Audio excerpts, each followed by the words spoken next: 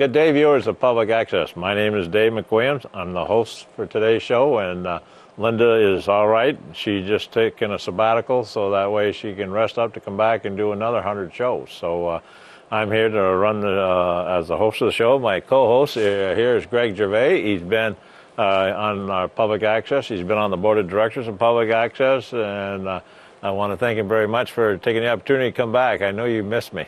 Oh, absolutely. So our guest tonight is our Senator for Franklin County, Carolyn Branagan, and we thank you very much for coming up. I know you were in Montpelier today, and I know that you're well respected by the voters in Franklin County, and we appreciate the fact that you're very informative to the viewers and your people that put you in office. Some of those other people that I think they just don't report back to the people that vote. Well, thank you. Thanks. It's a pleasure to be here. Thanks for inviting me. So you want to take off with the first couple questions and all? I think you took the whole county by surprise when you made that announcement that you're not running again. Oh, yeah. Well, would you want to explain what changed your mind? You were only in the Senate for 1 year, one term, so. Yeah, that's right. I just, serving in the Senate is very different from serving in the House, and I could just see that it was time. I've been in Montpelier 16 years. I first got elected in 2002, and I've served, of course, a long time in the House, and this one term in the Senate, and it just seemed very clear what I've always believed, and that's that we are not a professional legislature down there in Montpelier. We're a citizen legislature, something that I'm very proud of as a Vermonter, and I know a lot of your listeners are too. And I've been there long enough. It's time for me to come back home. So, I mean, there's no illness, no. That's good news. That's real good news. No, I mean nothing else. My husband is still working at work, and it's time. I just had this deep feeling it was time to serve out the rest of my term in Montpelier, and then I'm coming home in May. And you've had the advantage only a few people have had, and that is seeing our government operate from two houses. Yeah. From the State House of Representatives and from the State Senate. Could you give us an idea of the difference between the two? The Senate and the House are very different. The Senate is much more formal. They're much more focused on procedure and being proper and saying the right words at the right time. In the House, it's a lot different. It's much more relaxed. There are 150 people in the House, only 30 in the Senate. So if you aren't in your seat at the right time in the Senate, everybody knows it. You're absent. There's that hole there. In the House, you have a lot more freedom to get up, leave, go out. You can introduce someone from your community, which you're not allowed to do in the Senate. It's much more relaxed in the House. All money bills start in the House, and the constitutional bills start in the Senate. That's the difference. So what I know about most is money bills, and so I mean, we were right first in line in the House with all our money bills and trying to figure out what to do for revenue and then what to do if we needed new revenue. So they each have their different roles, both of the houses. One thing that I will really miss in Montpelier is the people. The people in both houses are very, very good people. They believe strongly in Vermont, want the best for Vermont. Everybody has a different plan as to how to get there, but everybody wants the best for the state. That's really good to hear. I'm sure that the constituents are happy to hear something like that, because I think the layman has a different view sometimes We think that people get involved in the government because they have an agenda. Yeah. And I know there's that feeling out very, there. very slanted Yep. view. And it's nice to hear that the majority down there are down there for the betterment of the state. Yeah, I really believe that. I've had a long time to get to know those folks, and I'm absolutely convinced that every one of them has the best in mind for the state of Vermont. The problem is getting everybody to come together, finding common ground, finding enough likeness in what they want to go forward and get a solid path for everything to work. So actually, you served a total of 16 years being a rep and also being in the Senate. Mm-hmm. Right, that's right, So, both houses. All those years, what's an average day? Is it 8 hours, 12 hours, 14 hours? Depending upon as far as a rep or to a senator. Yeah, both days are about the same length of time, for me anyway. Everybody chooses how involved they want to be and how much work they want to do. Honestly, I'm always an early bird. I always have been, get up early and get the day started. So I'm over at the State House by 7 o'clock in the morning. There are a handful of us who end up waiting at the door. The doors are locked until 7 o'clock, and then the policemen who are inside, they come around and unlock the doors at 7, and there's always a handful of us waiting there. So I come in at 7, and, truthfully, I rarely leave before 7. So for me, it's at least a 12-hour day, always, every day that I'm down there. But I have a lot of work to do. I have a lot of questions to answer for constituents, problems to solve. Just today, I got a letter got an email rather from a local minister. He has an elderly couple in his parish, and they are they're not on any of the state programs. But he feels that they don't eat well and they don't have enough money to pay for all their medicines. So I'm tracking that down, trying to find out what kind of elderly services we've got that they can take part of. This couple, apparently, I don't know them, but the minister told me that they don't want anything like welfare. So I've got to, find a way for them to get these services. Help without being embarrassed. Yeah, and that's difficult. It's really difficult. He's been trying, so that's going to be a tough one. But I'm going to work on that when I get back down there tonight. Does that make you proud to do something like that? Oh yeah, absolutely. I love that. Yeah. That's what I was made to do. Yeah. I like that a lot. So yes, my favorite thing is being able to help people. No better place to do that than in the legislature. Yeah. So what was the most productive bill that went forward that you felt good about? And then the second question, what was the bill that you wish it never came on the floor? Probably marijuana. We only got an hour. I mean, we're only looking for one bill in each section. Oh, just one. Okay. Well, I guess I would say it's a bill that never came to the floor, and that is there was this proposal to tax medical providers, dentists, and it was going to grow into physicians and pediatricians where they would put a surcharge on their income.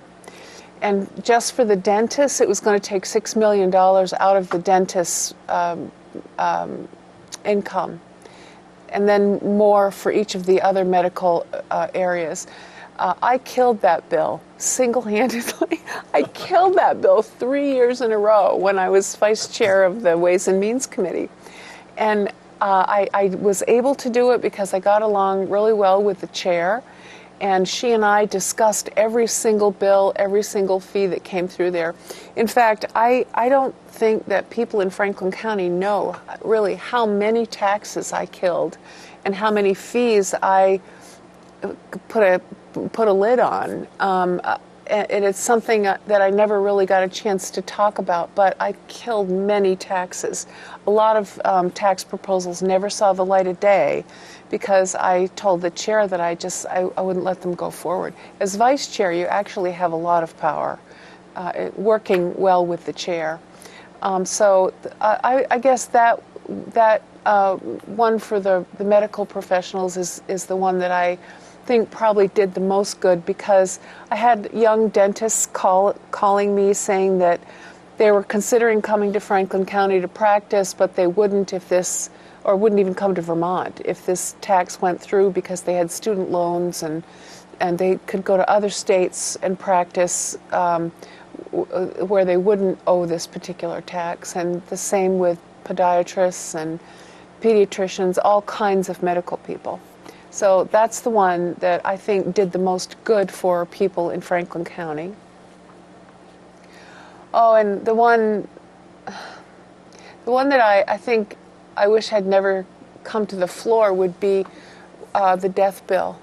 It's the bill that we finally passed. That one failed the first 2 or 3 times it came forward also, but it finally passed. I did not vote for it at any point, but eventually there were enough people that did vote for it, so that now a doctor can prescribe medication for a patient who wishes to terminate his life.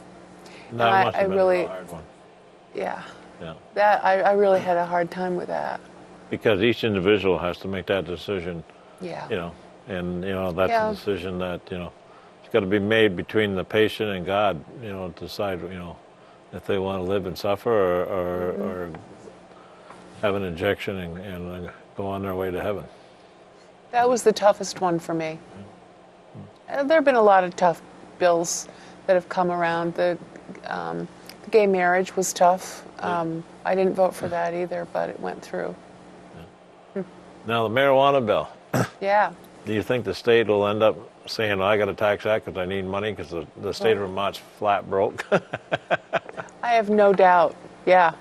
I'm surprised that it went through, although I voted no, but I'm surprised it went through and earned enough votes in both houses to become law. And I'm very surprised that Governor Scott signed it. But it happened. Yeah. I was true to my word. I said I was going to not vote for that thing, and I did not vote for it. About taxing it, currently we don't tax or regulate marijuana. That was one interesting aspect of the marijuana bill when it went through. No tax on it currently, not even any regulation. But I have no doubt that eventually, probably fairly soon, that will happen. Do you think that we will get a tax I was on very it, surprised some revenue. it passed without the tax being attached to it. Me too. A lot of people will. I thought maybe the main reason that they would pass the marijuana bill was they saw it as an income source and it would be passed for the wrong reasons. Yeah. It's just I think they do see it as an income source down the road. I would say my guess is that fairly quickly a tax will be applied to that. I saw somewhere on a TV station that the lobbyists spend $21 million in Montpelier a year. Is that? Oh yeah, yeah. I used to have a lot of fine dinners. If you want to go out and eat with a lobbyist or drink at night, they are always there. They're always ready to take you. I don't go to those parties and I don't drink, so I don't go out to those parties. I had a talk about that when I first got elected. This is back in the old days. When I first got down there, Avis Jarvis was there. What a nice lady she was. And she really taught me a lot about how to maneuver your way around Montpelier. And she said that she never went out to those parties where the lobbyists were buying everybody drinks. And she said, I don't go out, this is Avis talking, I don't go out because my husband is in Enosburg and I am here in Montpelier, and I don't want word getting back that I'm going out drinking and he's in Enosburg. And I thought about that, and I think there's a lot of wisdom in that. Yeah. So I don't go to the bars. I don't go out drinking. I'm not like that anyway. But the lobbyists do spend a lot of money on food, wining and dining. I guess that's what it is. That they spend it on food for legislators and liquor, and I know that happens. Well, I'm thank you very much surprised for it's not taking it, because well, I think that influences a lot of people in how they vote. Yeah, I don't. I do too. Yeah. But I do my own research and I vote the way I want to, and I do belong to a party, the Republican Party, but I know a lot of times I take them off because I don't vote with the party. I vote the way Franklin County wants me to vote. That's the way you should be doing. Yeah, I really have. Yeah. And that's why you've been so successful. And thank that's you. why David wanted you on the show. Yeah. Thank you. Because you're a very good asset. Well, it's time to quit. Yeah. I have 2 little grandchildren and a garden, and it's time. When you get Definitely home, time. I imagine you still get phone calls. Yeah, I do. I do. I get home and the phone rings all weekend. But that's part of the job too. Yeah. So do you feel that a person in the Senate should not be working, but only working for the position of senator for Franklin County? No. Because there's no way you can do a full-time job possibly in the Senate. Probably not. I think very few people could do a full-time job and work in the Senate. The Senate, I have to say, is a lot more work because I have a lot more people to take care of than I did when I just represented Georgia and Fairfax. And those 2 communities are active communities with a lot of smart people in them. They frequently called me and asked me for stuff, but when you represent the whole county, plus the town of Alberg, I just have a lot more people to do for. And so I'm a lot busier in the Senate than I ever was. So You also have a lot more committee assignments too, don't yeah, you? that's right. We get Because 2. there's only a few people to spread all those responsibilities among. Right. We have our regular committees. Mine are agriculture in the morning and education in the afternoon. And then there are all these special committees too, like the ethics committee, and there's a committee on running the legislative council. These are the lawyers that work for us. You kind of oversee the lawyers. And a number of other things. So everybody serves on these separate little committees. They all take time too, and so it's a pretty busy schedule. I think it would be really tough for somebody to work full time. Let's see. I don't think Randy works full time. He may do some consulting or something. Yeah. But I don't. I do some things for my husband, but not really. It's not full-time work by any means. So I've really enjoyed it. It's been great. So for the amount of weeks that you're down there, what's the total amount of weeks that you're in session? Oh, I think it's 16 weeks. 16 weeks. It's the first week in January, and then our adjournment day fluctuates, but it's usually around the middle of May sometime. So it's about 16 weeks. 16 weeks. We get town meeting week off. And how many weeks are you call? How many times do you call back once you've left, the session has closed? Are you called back very often? Yeah, if the governor vetoes a bill that is really important and we need to have, like if he vetoes the budget or something, then we have to go back and we have to hammer out an agreement. That has happened 5 or 6 times in the 16 years I've been down there. Hasn't happened every year, but 5 or 6 times. That's always an interesting time too.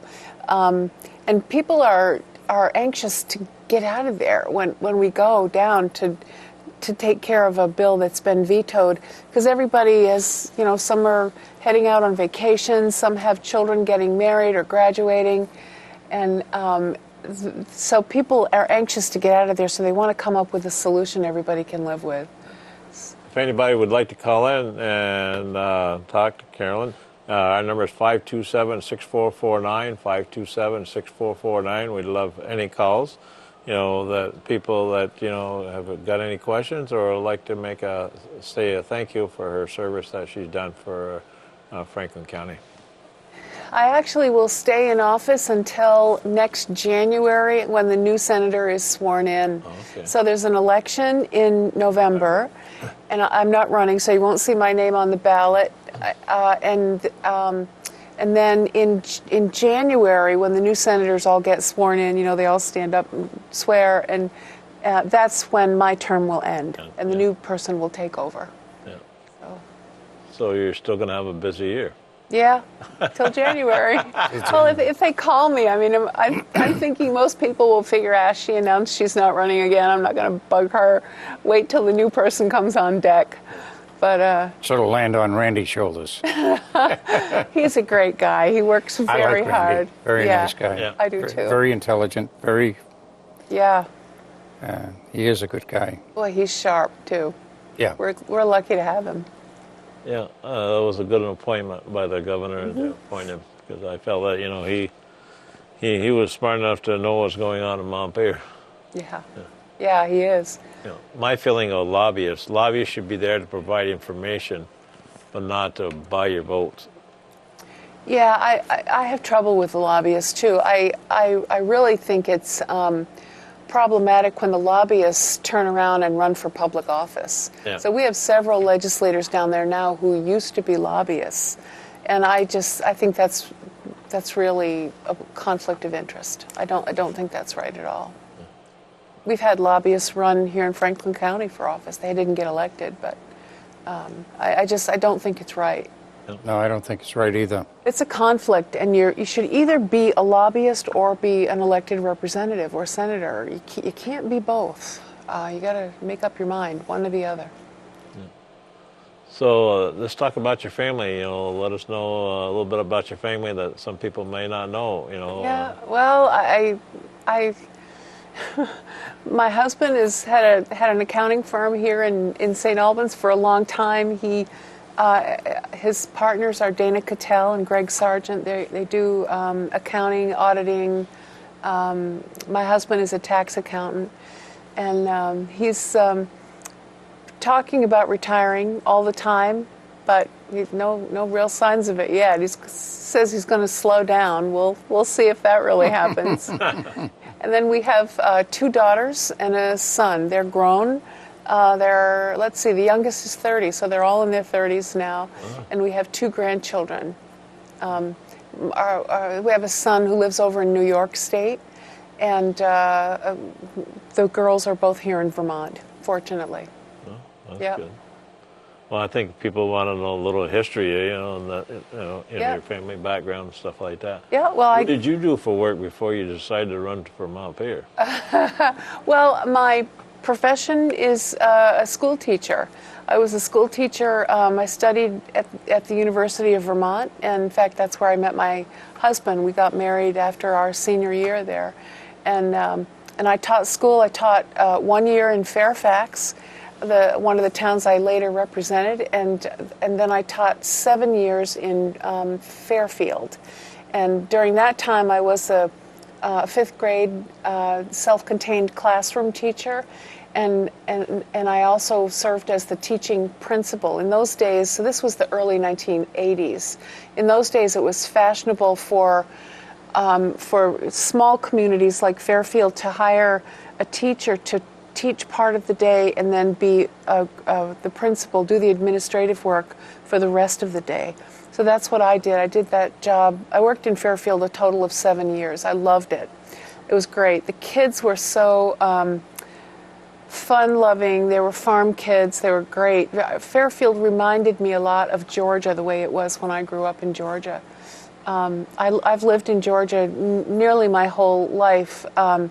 My mom and dad owned farms. Actually, they owned 4 farms in Georgia, and there were 4 of us children. We all grew up in Georgia, and I've lived there most of my life. There were a few years right after Chris and I got married that we lived here in St. Albans City, but we moved to Georgia, and built a house.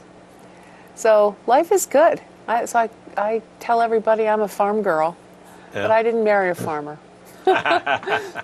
he wasn't really very good with the cattle at all, but knows how to do a mean tax return. Well, with today's dairy, I think you made a good choice. Yeah, gee, the farmers are having a really rough It's time. really tough. Oh, I don't know how they do it. I really don't. I feel bad for the farmers. You know, they are the best people, the salt of the earth, very hardworking, providing food for other people. How much more noble does it get?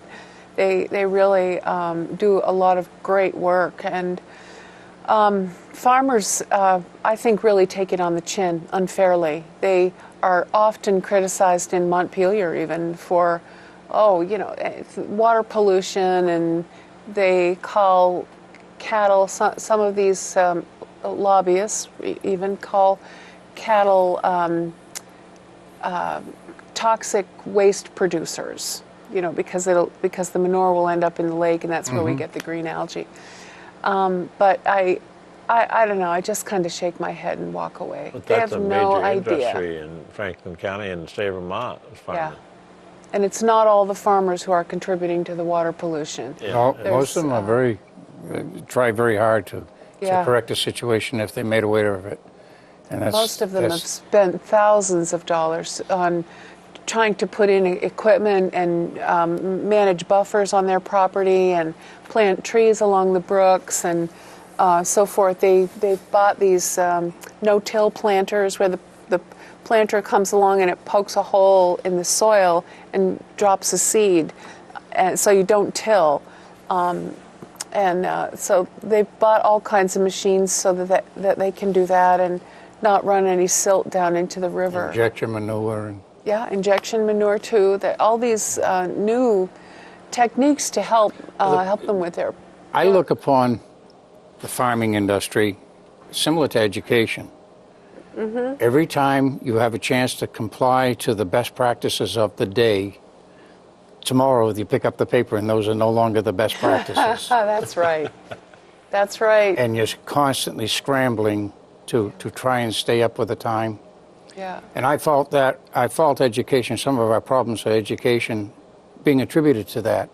Yeah. Because if you take a look at these kids that are coming through school, I don't think you could find two students in the entire state that have had the same math program from the time they enter school till they graduate. Yeah, and that's a problem, because then the kids have to learn a whole new. Every few years it changes and they have to take a brand new approach. Yeah. And then we don't have good math scores, wonder why. Yeah, right. I agree.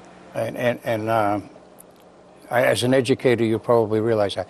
As an educator, how do you feel about arming teachers in the classroom? That is the stupidest idea I've ever heard. That's crazy. Teachers, that would be a terrible idea. Teachers don't think that way. No, they don't. Teachers are not aggressive fighters. Teachers are nurturers. And so if you give a teacher a gun, the first place, she'd probably shoot herself in the foot with the gun, or she'd lose it or something. I mean, I really think that's a crazy idea. Not a good plan at all. I do feel that we ought to have more law enforcement in our schools because of our change in culture and what's going on in today's world. Like BFA, we have a police officer for BFA, both sections, this whole hospital section plus the BFA section. So he can't be everywhere at the same time, and they, some of the kids go from this section of BFA to the main campus over there. And there's too many openings, but the officer tries to do his best, because he's, here and he's assigned to this BFA. We have one assigned to the SATEC, over there, and it's too bad that we've come to that point in life. But you got to protect your future, and that's your kids.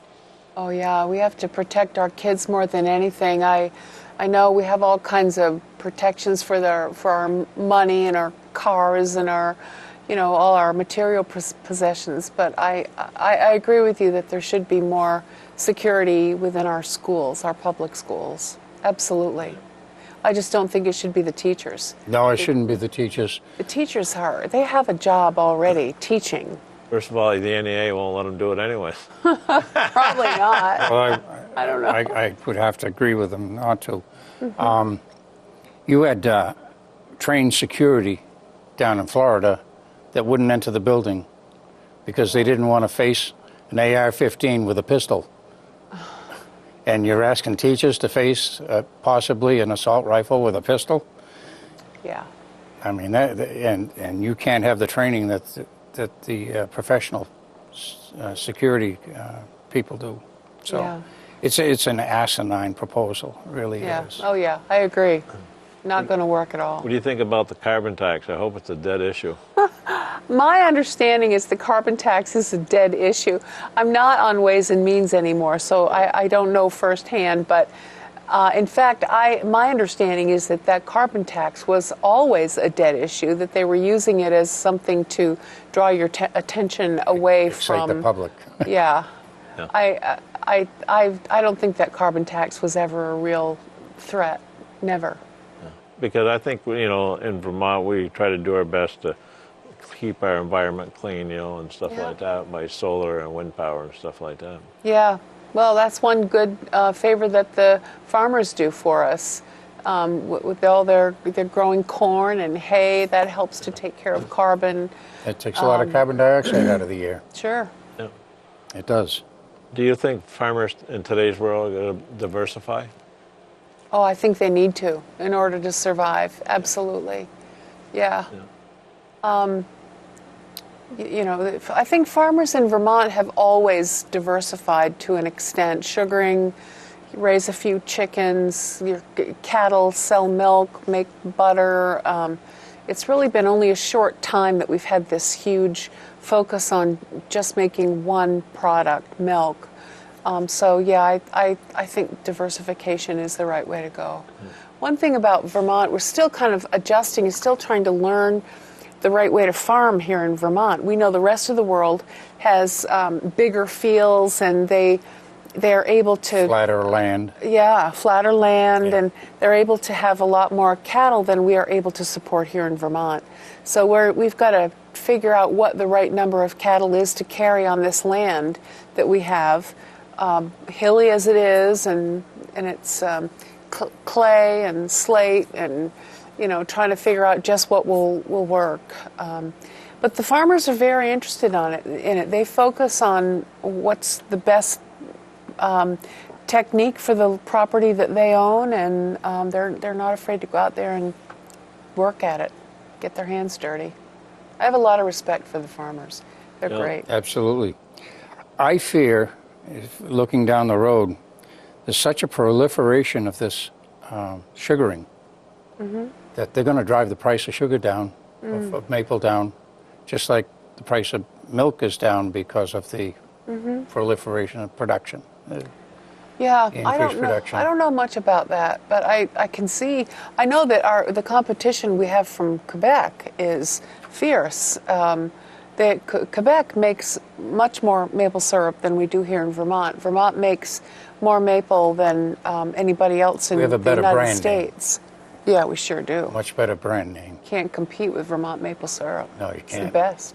It really is. What do you think about the tariffs that Donald Trump put upon, aluminum and steel?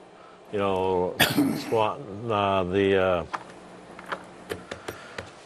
make maple sugar products. They're Liter evaporator. Yeah. Evaporator. That could really affect them pretty hard and lay off employees. I know.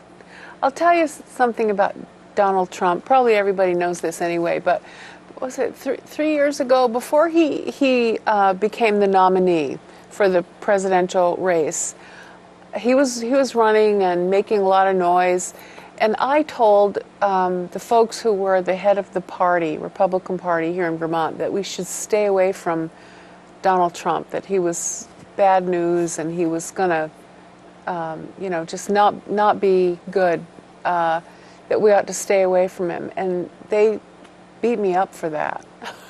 they had a fit because I was criticizing some guy that wanted to run as a Republican, and I know I was right. Turned out to be very right. Things that President Trump is suggesting, like arming the teachers, oh my goodness, I don't know what he's thinking. He's inexperienced, I think. And I think he's still on his TV show.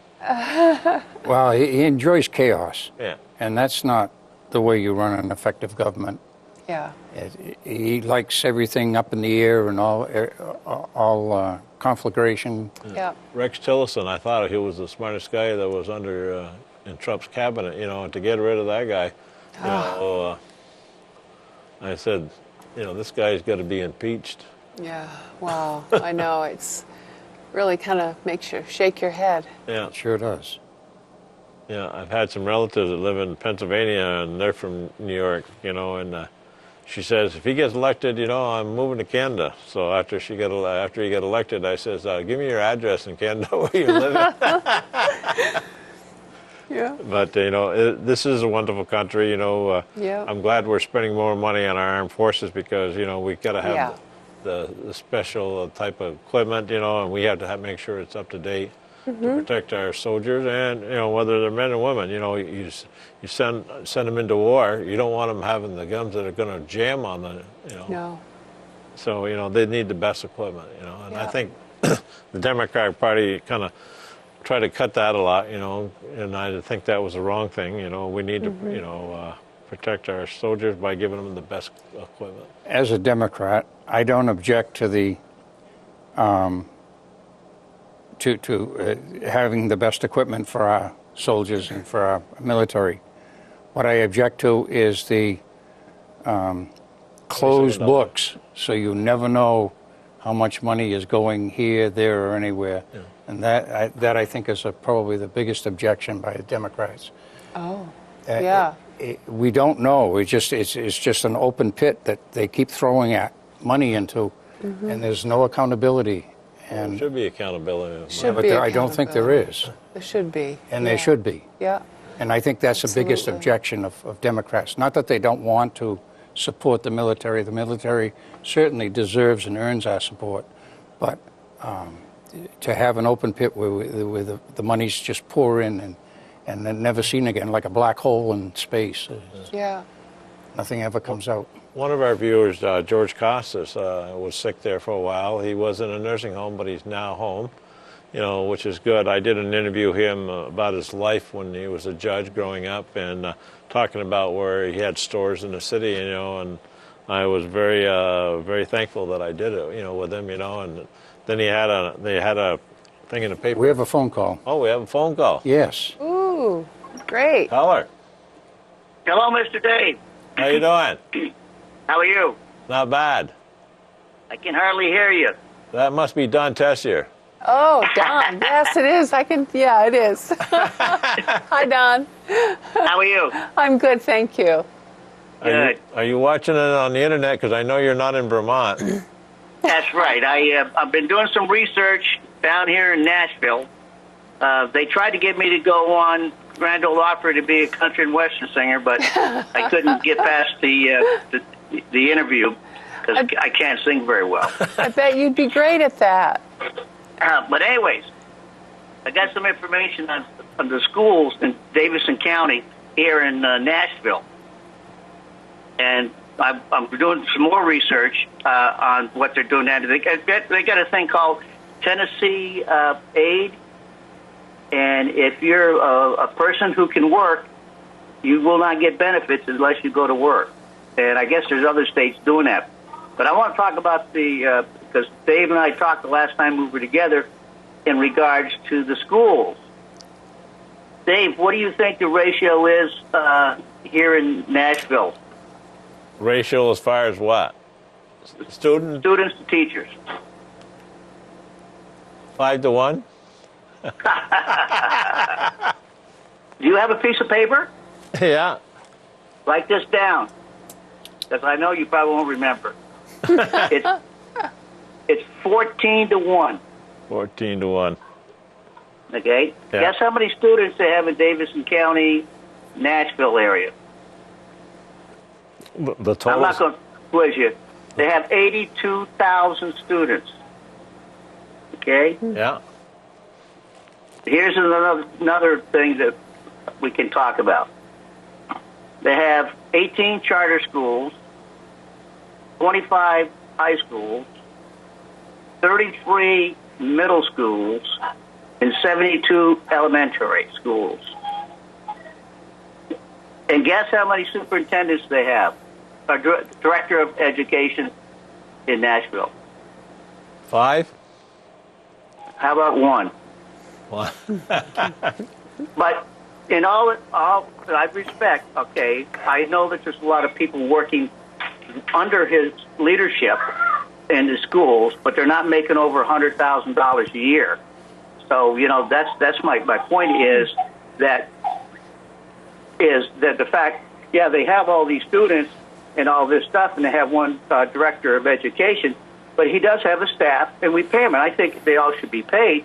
But as we all know, most of those superintendents in Franklin County, I think we have 4, all right, and we don't have that many schools compared to what they say, and we need to pay them, but that's not a problem, but not $100,000. But anyways, I'm doing a lot more research. I'll be coming back next week, so we'll get together and kind of do things. But down south, and they're turning out people with good IQs, and the ratings for the students, I understand here, according to my son and daughter-in-law, they're getting high marks on their testing of their students. So, good. How's everything else going? I'm getting nervous about getting back to Vermont with all that snow that's going to be heading your way, because I left last Thursday in about 6 inches of snow, and then once I got down in New York, there wasn't no snow, but the rest of the time was beautiful. But getting back to Vermont might be a little bit ticklish because the northeaster is coming back down on us. So yeah, I don't think. But anyways, I know you're probably getting a lot of phone calls, so I'll let you go. But Don, we called off the snow this week when you're on us so that you can come back safely. Bye, Don. anyway. It's good to hear from you. Take care. Bye-bye. You all have a good night, and we'll see you next week. All right. Bye. Bye-bye. He was down in Nashville. Oh, that sounds like fun. Yeah. Yeah. He was golfing the first day he got down there. It was 73. Oh, gee, Yeah. doesn't that sound wonderful? That sounds great. I don't think we want to compete educationally with the southern schools, so Vermont schools is so much better. Yeah, they are. And it's when you have a large population like that, it is more economical to administrate Yeah. and to run the school system. Part of Yeah. our problem and cost in education is because we are rural. Yeah. And It's we spread have so out many, and- and we can't ask a superintendent in Franklin County it's no comparison if he's in a large Yeah. urban area. Right. He's covering 6 school boards. Yeah. They work hard. They do work hard. And they we do a good job here in Vermont educating our children up to grade 12. The place where we fall down is sending them off to Higher college. education. We don't We do send not support it. nearly enough of them on. No, we don't Well, support it. we send a lot of our kids, our talented kids, to college. And the parents, tell them, don't come back to Vermont because there ain't no jobs here. Yeah. Well, that's Milan true. just laid off 30 of them a couple of weeks ago. I know. My kids, all of our kids went to college. I'm so proud of them. We sacrificed to send them to the best schools they could get into. And they went. We had one at Cornell, one at Smith, Notre Dame. 2 of our kids have PhDs in chemistry, but they cannot find work here in Vermont. Our son, that's why he's over in New York State. Because he's a doctor in chemistry, and he's found a good job in a manufacturing company. And our daughter, the other doctor, is on maternity leave right now. But she works for Harvard University. She was in their cancer research laboratory down in Massachusetts. They cannot find work here in Vermont. It's very, very, very frustrating. I've talked with our Chamber of Commerce people, talked with the governor's people about how to get these really well-educated kids. I mean, the resources that came to provide them with that education came right out of Vermont. And so we send it to them, send it out to Cornell or wherever the kid is going to school, and we should be setting it up so that those children can come back here and put that knowledge to work so that it will benefit the state of Vermont. Otherwise, it's a net loss to Vermont. Yeah, that was right. To say nothing about their mother, Yeah. who wants those kids back As long as home. the kids back home. Yeah, I want those grandchildren back home. But it's really frustrating that I know a lot of families are like that. Where they really sacrifice when their kids are young to send them to good schools, and then they can't find work here in the state. Well, the problem is we don't have enough people in a specific area Yeah, to draw a company in yeah. to open up the business in Vermont. Again, because we're rural. We're small. Because we're rural, right. We don't have 50 biochemists, Yeah. that would come in and work for a company. Yeah. Well, So it's really we want to be rural, but we don't want to be rural. Yeah, I know. yeah, but Ben and Jerry's, they are building a $30 million addition. I talked to Ted Smith. He told me that they paid $351,000 in permits for their new addition. Ooh, That's That is ridiculous. Wow. crazy. that's crazy. Our building that we are going to have will be in by late April, 3,200 square foot, That must be $21,000. Natural Resources Agency, must be, wants fees like that. Well, Act That's 250 crazy. runs a lot of it. Then you got I guess 100,000 is state fire marshals. What they charge. They charged us $8,500 for our 3,200 square foot building. And I can see why companies don't want to come to Vermont. We ought to welcome companies to come to Vermont, not put it to them in permit fees. I know. Oh, I agree. I totally agree. That's just wrong. We shouldn't be doing that. No. Yeah, it's it's sad that we have to send our kids after they're educated out of state. College ain't cheap. Paul Smith College. I took my grandson over there. It was $40,000 a semester. Wow. That's for being a culinary cook. And Yeah.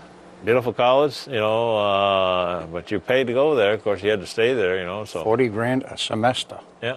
Those kids will make money when they come out, though. Yeah. They can work anywhere. That's such a good Any school. place in the world. Yeah. Yeah, I think it's one of the best schools in the world for It is. culinary. Yeah. Good. Well, gee, congratulations that he got in there. It's sad that costs, and I Yeah. believe that we should be controlling the costs of higher education. Yeah. College is out of control. Mm-hmm. As far as our property taxes, a lot of people are leaving Franklin County and St. Albans Town because they can't afford to stay here anymore because the property taxes are out of control. Yeah, I know they are. Yeah. Speaking of the state colleges, before I forget it, Lynn Dickinson, I've known her forever. She's a really good friend. She's representing St. Albans Town down in Montpelier. She's serving right now on the state college board. You should have her in here some night. She knows a lot about how the state colleges work and what their struggles are and what they offer and what they have to benefit Vermont kids. They get a few out-of-state kids, but not very many. Yeah. But Lynn Dickinson, Yeah. she'd be great. My daughter went to UVM before I moved to Vermont. Oh, So really? We paid out of state. Out of state. Oh, gee. And then I retired from teaching and moved up here, and she's back in Plymouth, Mass. And So do you lucky. think the state of Vermont is financially in good shape, or are we flat broke? That's probably a hard answer to answer. So I'm thinking a long time before I answer that. Yeah. My answer would be I think that we are on solid footing. We're on solid footing because so many Vermonters will hunker down and work. If we get in a situation where we're really in a tight spot, we have this huge, wonderful resource of Vermonters who know how to work. So I'm positive that we can feed all our people, we can keep our people warm using wood from the forest. There's pretty much an endless resource of wood supply. We can find a way to get our elderly people to the doctor. So I think that Vermont is in very solid footing. that's good to know. Financially and for the future. What you're saying, my taxes won't go up this year. I thought you were going to ask me about that new bill they're fooling around with in the legislature, the one that that moves. It's about the school taxes, and it moves the responsibility from property tax to income. Yes, correct. Well, they were debating that on the House floor when I left. In fact, I hated to leave to come up here because it was so interesting. I was sitting in the back.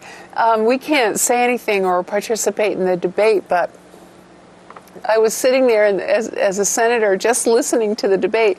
Anyway, I heard on the radio when I was about halfway up here that it was up for second reading and they had approved it. So what that will do is, and it's going to be third reading tomorrow, and then it's going to come to the Senate, so it's a long way before it becomes law.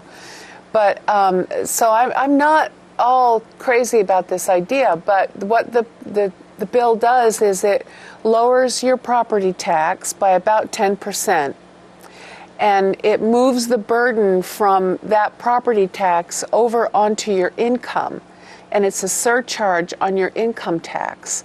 And there are some limitations to that surcharge, and I don't know all the details about that.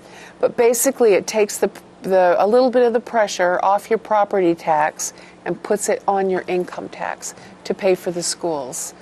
And how's that going to shake out with the income sensitivity with the that we have in, was it Act 64? Act 60. Yeah, I think the income sensitivity still stands. So we're still raising money to pay the income sensitivity for people that... It was something like 75% of the population gets some relief from their income. Yeah, from Vermonters, yes, they do. And I think it's 170 million, something like that we raise from people who would otherwise not owe that. We have to raise that from everybody who pays in taxes. So we raise 170 million more to pay it out to the income sensitivity people who, because their income is within that realm, which I think is up to 140,000 a year. Those people get some benefit from income sensitivity. I think that still stands with this new plan. But I was telling somebody before I left the building, this new plan does nothing to lower the cost of education. All it does is move from property tax over to income. It doesn't do anything to fix the problem. It does not lower the cost. Neither did Act 46. No, it didn't. The mergers, yeah, I voted against that too. What a line of BS that was. We're down to about 7 minutes. Got a question that the governor's putting out there. Says he wants to stop our pensions and our Social Security from being taxed in the state of Vermont. Right. I don't think it's going to happen. I wish it would. I wish it would, yeah. Because Social Security should not be taxed, for heaven's sakes. These are elderly people. We've already been paid taxes on it already. I know it. And it shouldn't be taxed. And the pensions, the one that really bugs me is military pension. The men and women who retire from the military are so talented, so skilled, so brave. They have all the qualities that we should be looking for people to come be your neighbor, We should be inviting those people in here. But no, what do? We tax their retirement benefits. Yeah. We should not be doing that. I think there's a way that we can get around that, but he's the first governor in a long time who has tried to do it, so I really got to give him that. Do you think he's going to go? He'll make re-election? I don't know. I don't know. We'll see. That's unpredictable until the voter gets in the voting booth. Yeah, the thing about Phil Scott, I think people like him. They like to see him. He's such a nice guy, average, everyday guy. He's a very nice man. And before people are too hard on him or too hard on any legislator, I'll tell you, being a legislator or an elected official down in Montpelier is very, very hard work. It's very time-consuming. It is a true sacrifice. And so kind of go easy on them. I know our governor. I've known him for a long time, and I know that he works very, very hard. And he tries to do the right thing. I have a lot of confidence in him. So I did in Jim Douglas, too. Anyway, here we are. I like Jim Douglas, Yeah, he's a great guy. I think they've got grandchildren now, too. Yeah. I think they've got 2 grandchildren, maybe 3. I usually see Dorothy at the governor's ball. Every other year they have this big shindig at the governor's ball, and they always come, and I catch up with her on that night. So, anything you want to ask her? We're down to about 4 minutes, so we only had one call, and that was from Nashville. So Yeah, right. Long ways away. What I would like to see, Carolyn, I know you're on your way out, but I wish they would stop making changes, financial changes, supporting education after we've figured budgets. I'm on the MVU school board. Mm-hmm. We spend due diligence from October all the way up until January trying to get a budget, and then after the budget's been, and then we work like hell to get it passed in the towns.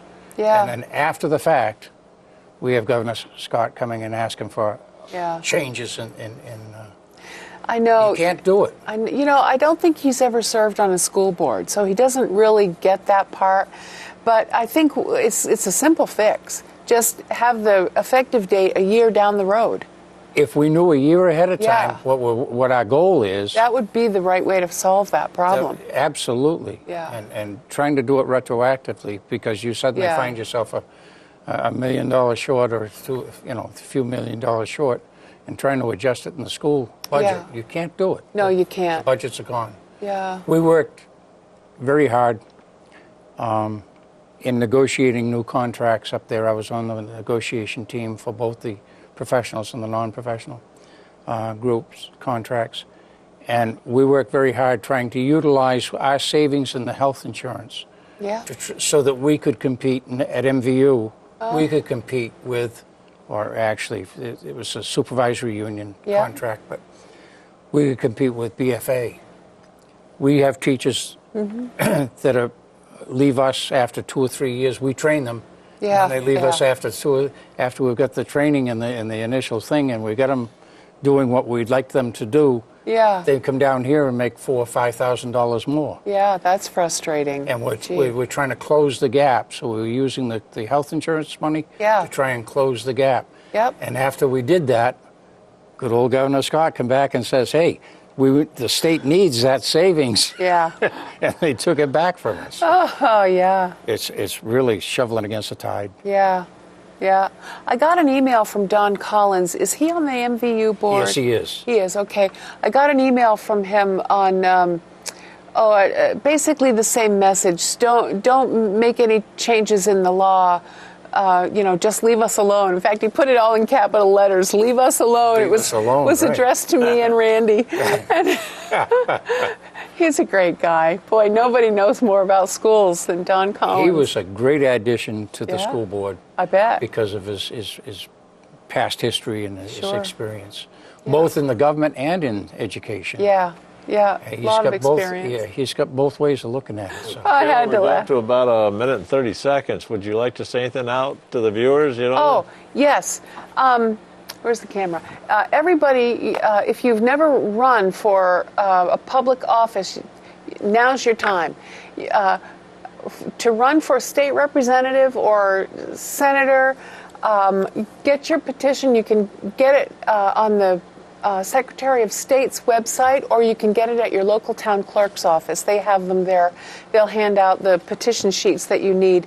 You need, let me see if I can get this right, you need 50 signatures to run for your local representative seat, and you need 100 signatures to run for senator, the seat that I currently hold. So I'm not running again, so there'll be at least one empty seat in the Senate race.